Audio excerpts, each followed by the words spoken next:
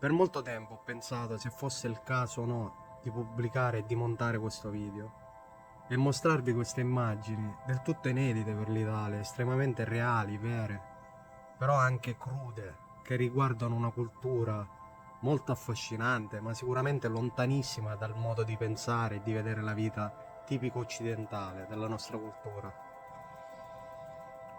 Alla fine eccomi qua per mostrarvi la vera, la reale India, così come l'ho vista io. Oggi andremo nella città più sacra e folle dell'intero pianeta. Ci ritroveremo ad un rave party all'interno di un crematorio, a ballare a pochi metri dai corpi che bruciano sulle pire, sulle sponde di un fiume sacro in cui vengono gettati i corpi senza vita di uomini e addirittura di bambini. Aprite bene gli occhi, si vola a Varanasi.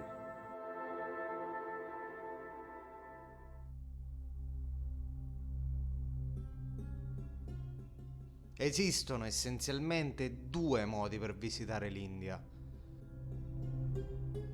Uno è girare in lungo e largo i 28 stati che la compongono.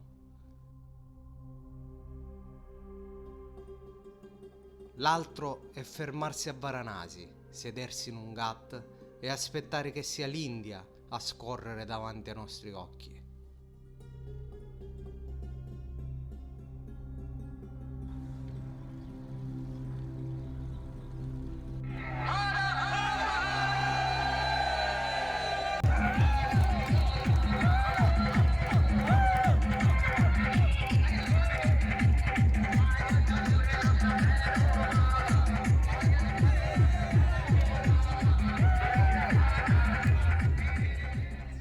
Siamo in Uttar Pradesh, India settentrionale, 241 milioni di abitanti.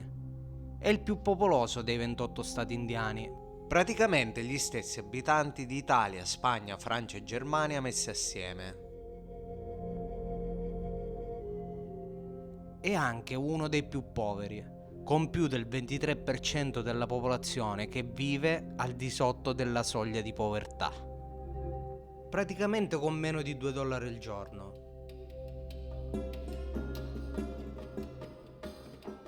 È in questo contesto, sovrappopolato ed estremamente povero, che nasce la città santa di Varanasi, il vero cuore pulsante della spiritualità in India.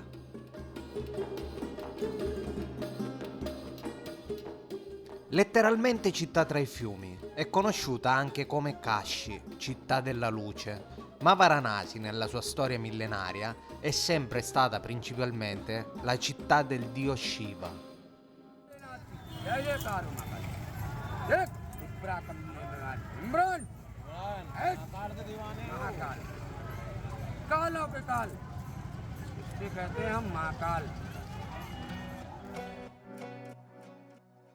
Per comprendere Varanasi e quindi capire come siamo finiti a ballare tra i cadaveri che bruciano sulle pire, dobbiamo partire dal culto di Shiva e dalla concezione induista della morte.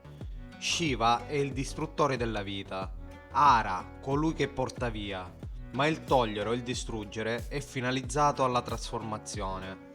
La morte per gli indù è legata alla nascita nel ciclo perpetuo delle reincarnazioni, il cosiddetto Sansara.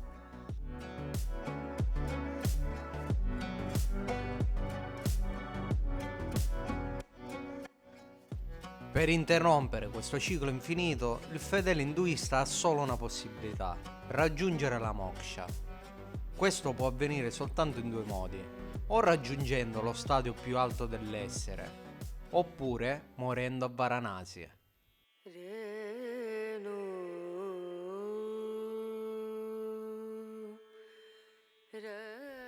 Quindi Varanasi è l'unico posto sulla terra da cui il fedele induista può raggiungere il paradiso di Shiva.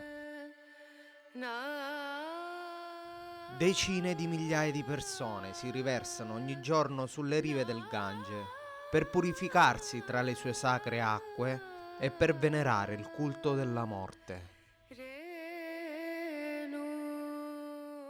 Possiamo affermare che Varanasi vive celebrando la morte.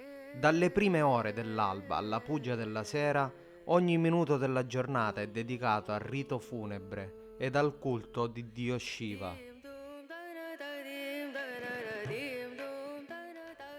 È una città estremamente complessa e piena di contrasti. Non è semplice capire dove finisca il sacro ed inizi invece la speculazione. È una grandissima e bellissima giostra su cui tutti vogliono salire. Così dovrai districarti tra baba, sadhu, personaggi eccentrici, finti santoni, indovini, guaritori, fattoni ed hippie. Fa tutto parte del circo più sacro del mondo.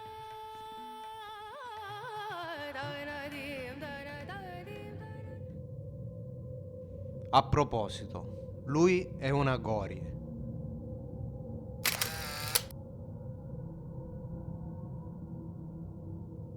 Gli Aghori sono asceti della setta più estrema di Shiva. Vivono a contatto coi morti, si cospargono delle loro ceneri, usano i teschi come ciotole e praticano yoga sui cadaveri. Si dice siano cannibali necrofagi, ovvero si nutrano di pezzi di cadavere per rubargli un po' di spirito vitale. Camminando per la città ne incontrerete a decine, soprattutto al Manikarnika Ghat, il più antico e sacro crematorio di tutta l'India. Qui, tra le cataste immense di legna, i cumuli di cenere ed il fumo, la vita si mescola alla morte. Tutti i crematori dell'India, in tutti i centri abitati, sono distanti dal centro della città per ragioni sanitarie. Qui invece a Varanasi il Manikarnika è non solo all'interno del centro abitato, ma è il vero e proprio cuore pulsante della città. Conoscete per caso un posto migliore per fare un rave party?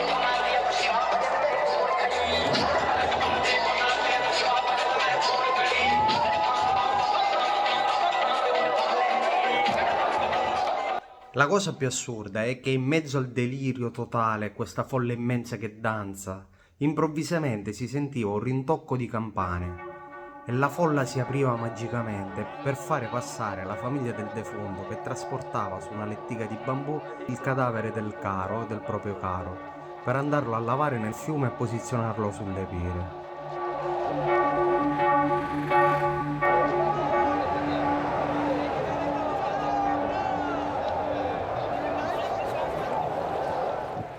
A questo punto resta un'ultima questione in sospeso, ovvero perché c'è il corpo del bambino nel fiume? Perché non è stato bruciato?